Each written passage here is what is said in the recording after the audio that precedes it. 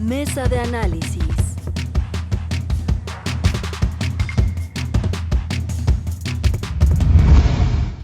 Bueno, Ana Lilia Pérez Mendoza, Fabricio, regresamos en esta mesa. Ana Lilia viene bajándose del avión, en pocas palabras.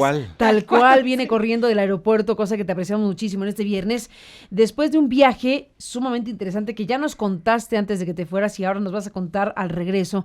Te invitaron, ahora nos cuentan los detalles, pero te invitaron en Brasil. Te invitaron a ir a Brasil para exponer lo que tú sabes que es mucho sobre el tema de pues el crimen relacionado con la industria petrolera en México, todas las investigaciones que has hecho al respecto sobre pues el robo de combustible y otras actividades delincuenciales relacionadas con la industria petrolera.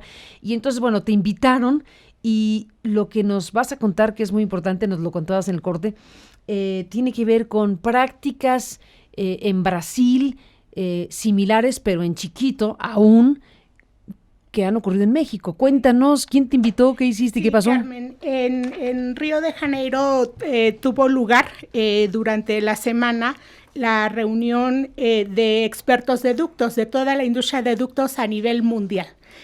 Participan las grandes compañías, algunas petroleras y otras operadoras de ductos, y esto es un evento que organiza el Instituto Brasileño de Petróleo. Y estas compañías, fue un evento muy peculiar porque por primera vez la industria planteó que debía hablarse del tema del huachicol, tal cual. El tema del huachicol, lo que pasa en México y lo que no querían que pasara en otros países. Esta invitación fue a partir de que conocen las investigaciones y sobre todo de la preocupación que se tiene en Brasil por parte de Petrobras, de Transpetro, que es su subsidiaria dedicada al transporte de ductos, de que ellos ya registran tomas clandestinas. Y han registrado varias tomas en un nivel que, bueno, no tiene nada que ver con la proporción de México, pero precisamente ahí se planteó que no querían verse en el espejo de este país. Tenemos algunos gráficos que nos han proporcionado que los vamos a presentar al auditorio de Aristegui Noticias, donde se van detectando las tomas clandestinas que presentan ahí y se ha planteado que es como un acto de imitación de la actividad criminal que se hace en México.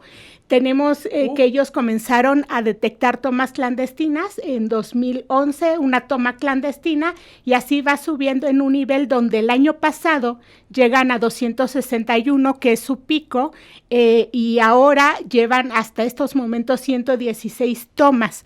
En la industria del petróleo y del gas, se está planteando el tema del robo de combustible como uno de los principales retos que se tiene a nivel mundial, porque es claro que esta es una actividad vinculada al crimen organizado. Totalmente. Y acá se planteaba los retos, el qué hacer, el cómo se vincula a la sociedad en este papel de concientizar de los riesgos de lo que ocurre allá.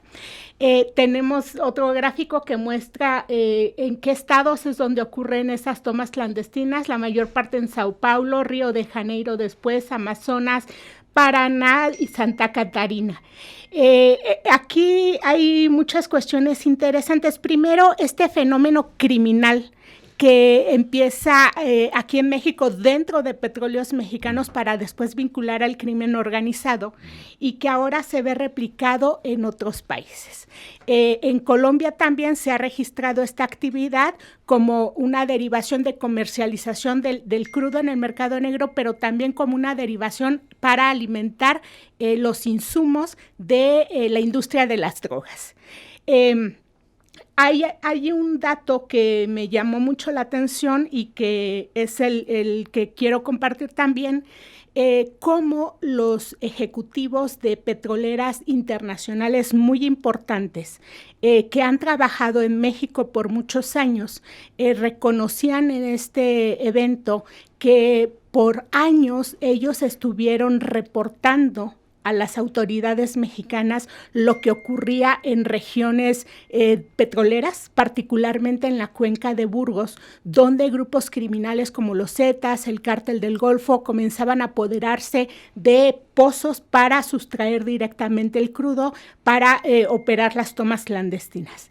Ellos lo reportaban porque había riesgo, porque había una exigencia de derecho de piso, porque había el secuestro de personal también, y lo que ellos planteaban era que a pesar de haberlo reportado a las autoridades habrían dado como respuesta el que no se metieran en esos asuntos.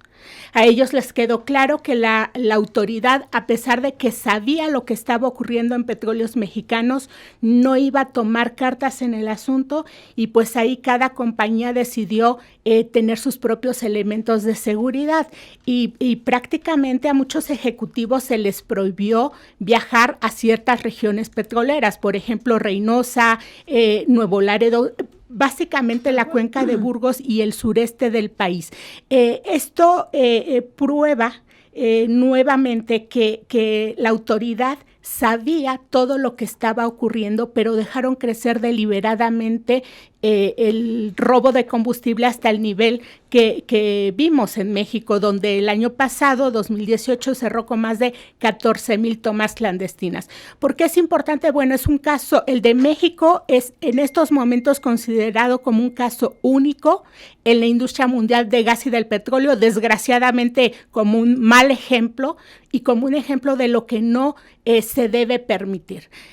Por eso también se planteó en este foro, que se ha visto con muy buenos ojos, el que el gobierno decidiera poner un alto a las tomas clandestinas. Pues vaya asesoría o explicación que fuiste a decir en Brasil con estos elementos que, bueno, desde la experiencia mexicana, pues tremendo que sirvan de referencia para prácticas criminales que se están presentando también en otras naciones, en este caso como Brasil.